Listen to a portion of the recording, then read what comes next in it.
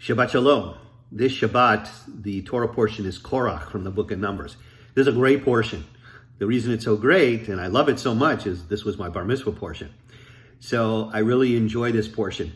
It's a story about a man named Korach, and how Korach is one of the chieftains of the Israelite tribes, and he, along with several others, representing the other tribes of Israel, all go to Moses, and they're in an uproar.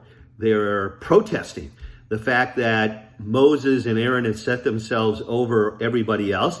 And the line in the Torah says that they go to Moses and they say, "How have you put yourself over us? Don't you know God is within the entire community? We are all holy to God." It's a wonderful sentiment and idea. And mind you, Moses sets up then a test of, well, who should the Israelites follow? And God ultimately chooses Moses and Aaron. But I think the point being that Korach, even though he and his followers are the dissenters, they bring up an important portion that we, I think, can all relate to today.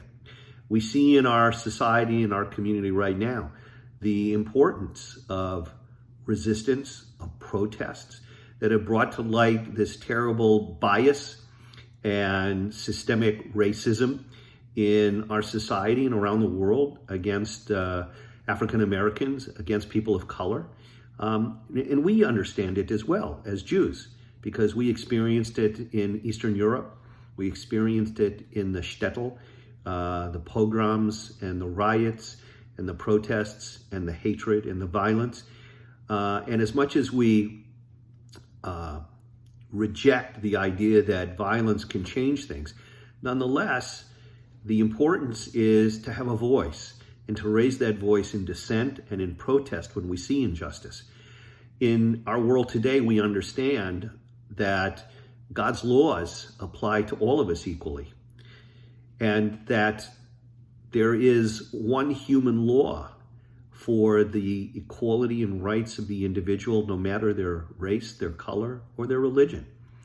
And it is up to us, when we see that injustice, that we raise our voices, that we protest, that we resist in peaceful ways, that we can be a catalyst for change in our society.